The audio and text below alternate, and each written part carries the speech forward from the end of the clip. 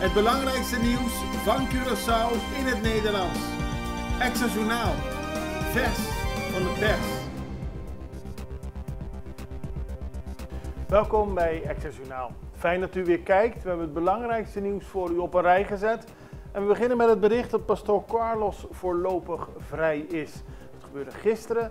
De pastoor van de parochie Montaña is op vrije voeten gezet. Tenminste, hij is voorwaardelijk vrij. Hij moet zich nog wel ten alle tijde beschikbaar stellen voor justitie. Maar het heeft ermee te maken dat Carlos op 17 februari bij aankomst op Curaçao vanuit Colombia werd gearresteerd. Sinds die tijd zit hij vast op verdenking van betrokkenheid bij witwaspraktijken. Volgens zijn advocaat, Seyed Navid Zahedi, gisteren in een verklaring aan de Extra, mag Carlos nu op vrije voeten zijn. Wordt het onderzoek nog vervolgd, maar hij benadrukt dat veel beschuldigingen niet onderbouwd zijn. Wat dat precies betekent, dat moeten we afwachten, omdat het onderzoek naar de pastoor nog niet is afgerond. Maar het wordt nog voortgezet en daarna krijgen we duidelijk waarom de pastoor eigenlijk is gearresteerd en nog steeds verdachte is. Ehende begint met bodemprocedure. Het is een lange strijd, maar hij blijft worden voortgezet. Ardit Miriam Marta voert al lange strijd een kruistocht voor de mensen die in woningen wonen van de FKP.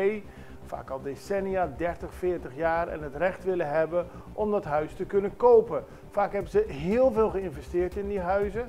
Hebben ze echt flink veel geld daartegen aangegooid.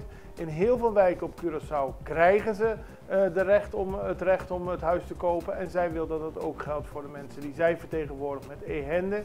En daarom is gisteren een bodemprocedure gestart. Er zijn vaker rechtszaken geweest. Maar Ehende wil nu dat de rechter nader onderzoek gaat doen naar de hele situatie. En dat gebeurde samen met advocaat Artois Herrera en heel veel betrokkenen. Sylvania geeft subsidie aan Fundación Provista. De minister van Financiën en van Gezondheid, Milieu en Natuur heeft laten weten vandaag dat hij 72.000 gulden extra aan Fundación Provista heeft gegeven. Het gaat om 14 personen met visuele beperking die wel werken of studeren. En met dit extra geld is het mogelijk dat ze zich daarmee voort kunnen zetten en kunnen extra hulpmiddelen worden aangeschaft. Sowieso had de minister al 80.000 gulden voor hulpmiddelen aan Fundación Provista toegezegd. Dwight Rudolphina verliest zaak. Onze collega Dwight Rudolphina, al meer dan 20 jaar het geluid van Radio Mas in de ochtend, was een rechtszaak gestart omdat hij het er niet mee eens is dat Radio Mas hem op verplichte vakantie heeft gestuurd, betaalde vakantie heeft gestuurd tot na de verkiezingen. Hij is naar de rechter gestapt en heeft geëist dat hij weer aan het werk gaat. Maar de rechter heeft bepaald dat de schorsing van Rudolphina niet disproportioneel is. Wat betekent dat de rechter niet gaat ingrijpen bij de beslissing van Radio Mas. Betaalde vakantie opleggen voor een periode tot na de verkiezingen. Dat is niet iets waar de rechter bij gaat ingrijpen.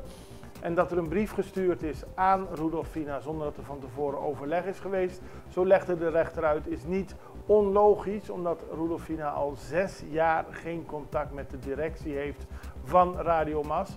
Dus het contact gaat meestal via brieven. Ook benadrukte hij dat Rudolphina volgens Radio Mas moeilijk te bereiken was. Dwight Rudolphina moet nu de proceskosten betalen en die zijn volgens Radio Mas op 1500 gulden gesteld. Causa Promé ziet groei van aanhang. De partij Movimento Causa Promé doet nu voor de 4e keer mee aan de verkiezingen. Al 4 keer behaalden ze het minimale aantal steunstemmen van de bevolking van Curaçao, maar nooit kregen ze een zetel in het parlement. Dat gaat nu beter, zegt Giselle Rosalia. Er wordt gewoon stapje voor stapje hard gewerkt op het bewust maken van de Curaçaose bevolking en het belang van onderwijs benadrukken. Bij de laatste enquête van het kenniscentrum zou ongeveer 3% van de mensen op Movimento Causa Promé stemmen, wat waarschijnlijk niet genoeg is voor een zetel. Maar, zegt ze, in het verleden kwamen we niet eens voor bij de enquêtes, dus we maken al een stapje vooruit en het gaat steeds beter. Meer bekendheid en meer bewustwording.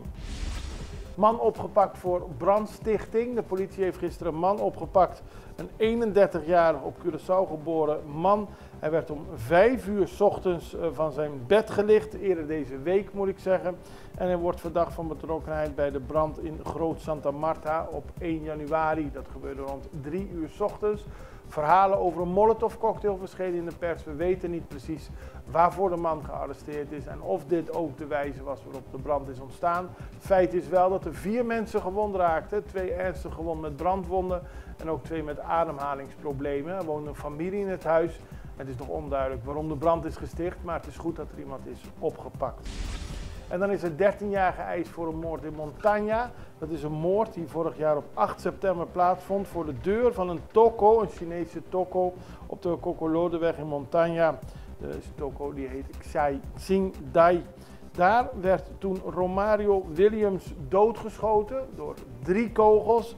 En die werden afgevuurd door Jermaine N., 28-jarige man uit Jamaica, die 2 dagen later probeerde te vluchten naar Jamaica samen met zijn partner via Trinidad en Tobago. En toen werd hij aangehouden. Tegen de rechter zei hij dat hij bang was om zich te melden, bang voor de gevolgen. En ook had zijn moeder in tranen aan hem gevraagd om alsjeblieft zo snel mogelijk naar Jamaica te komen. Daarom probeerde hij het land te ontvluchten. Er is dus 13 jaar tegen hem geëist. De rechter doet op 3 april uitspraak en het OM heeft ook geëist dat Jermaine 27.000 gulden schadevergoeding aan de moeder van de vermoorde Romario Williams geeft en 7.000 aan diens kind. Volgens Jermaine heeft hij Romario vermoord omdat hij keer op keer door hem werd bedreigd. We gaan even over naar een break. We zijn zo bij u terug.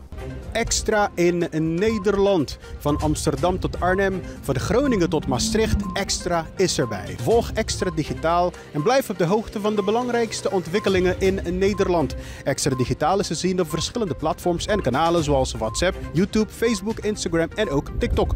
Wilt u ons op de hoogte brengen van een evenement of iets doorgeven? Neem contact op via WhatsApp, e-mail, Facebook of bel gewoon 06 1364 2945. Volg of abonneer je op Extra Digitaal. Klik aan en volg ons.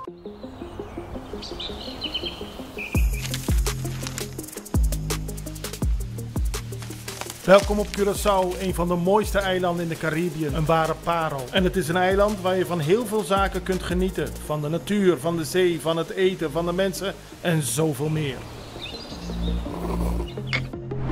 Curaçao is een eiland waar heel veel gebeurt op het gebied van politiek, cultuur, sport en zoveel meer. En Extra Journaal brengt het belangrijkste nieuws van Curaçao. Maar we hebben ook aandacht voor al het nieuws op Bonaire en Aruba en op de bovenwinden, Saba, Sint Maarten en Sint Eustatius. En we belichten al het nieuws van alle kanten. Het nieuws is duidelijk, actueel en vers van de pers. Extra Journaal, elke werkdag op Salto. Op Curaçao zijn we de hele dag bezig met het maken van Extra Journaal. Volg ons op je favoriete Amsterdamse zender, Tauro.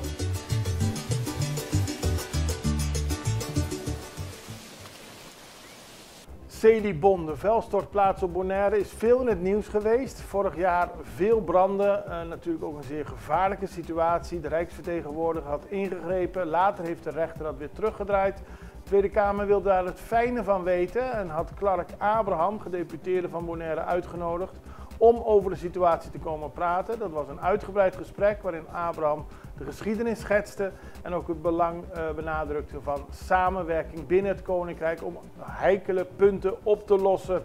Hij verbaasde zich dat de Tweede Kamer vaak soms maar alleen op grote lijnen van zulke zaken op de hoogte is.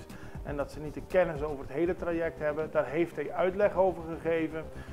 Hij heeft ook aangegeven dat het vooral belangrijk is om samen te blijven werken op dit gebied. Want Bonaire is een onderdeel van Nederland en daar moet natuurlijk ook gewoon aandacht aan blijven worden besteed. Het probleem moet kunnen worden opgelost, zo was de conclusie van het debat. Maar samenwerking is wat dat betreft wel cruciaal. En dan de Curaçaose minister van Justitie en Bestuur, Planning en Dienstverlening, Shalton Hato, heeft een kinderhoekje geopend. Ik moet erom lachen, want het is vrolijk nieuws. Kasti Kunuku, een traditionele plattelandswoning, daar is een kinderhuisje van gemaakt bij Crunchy. Het is op meerdere plaatsen van publieke diensten van de overheid. Kinderen kunnen daar spelen terwijl de ouders aan het werk zijn. En ze leren ook nog wat over de cultuur en de geschiedenis van Curaçao. Dat is de achterliggende gedachte. En op de foto ziet u de minister en de directeur van Kranchi die deze Kasti Kunuku Gobernito, ook wel genoemd, het hele project heet Gobernito, dat is nu geopend in Kranchi. Azul promoveert Fort Lauderdale. De Braziliaanse maatschappij gaat vluchten tussen Curaçao en Fort Lauderdale promoten. En daarom hebben ze de bevolking van Curaçao erop gewezen dat het mooi is om daar naartoe te gaan. Veel entertainment, maar ook cruise terminals. En het is voor Brazilianen die naar Curaçao gaan ook een mooie manier om zowel Curaçao als Fort Lauderdale te bezoeken. En Brasami heeft gisteren 2 auto's gekregen van garage Cordia. De sponsor van Brasami heeft 2 mooie Toyota's gegeven, omdat Brasami, die zich bezighoudt met verslavingszorg, haar werk kan blijven voortzetten. Dan gaan we nog als laatste naar Venezuela, want er is een eerste voedselbank opgericht om de honger in Venezuela te bestrijden. In eerste instantie zal de voedselbank iets meer dan 2.500 mensen helpen, hoewel bijna 5 van de bijna 30 miljoen inwoners van het land honger lijden, aldus de Verenigde Naties. Voedselbanken zijn wereldwijd populair, maar bestonden tot voor kort niet in Venezuela. Er is nu aandacht voor, omdat veel mensen in Venezuela al jarenlang heel veel moeite hebben met de crisis, de economische crisis. En de schappen in de supermarkten niet langer leeg zijn, maar voor velen onbetaalbaar. Dus er zijn wel producten, maar ze zijn niet te betalen. Meer dan de helft van de bevolking in Venezuela leeft in armoede. Zo blijkt uit een studie van de Universiteit Católico Andrés Bello. En daarom is er nu een voedselbank gestart. En de bedoeling is dat er meer gaan openen. En daarmee zijn we aan het einde gekomen van deze aflevering van Extra Journaal. We zijn er morgen weer en ik hoop u ook. Het allerbeste. Tot ziens. Dag.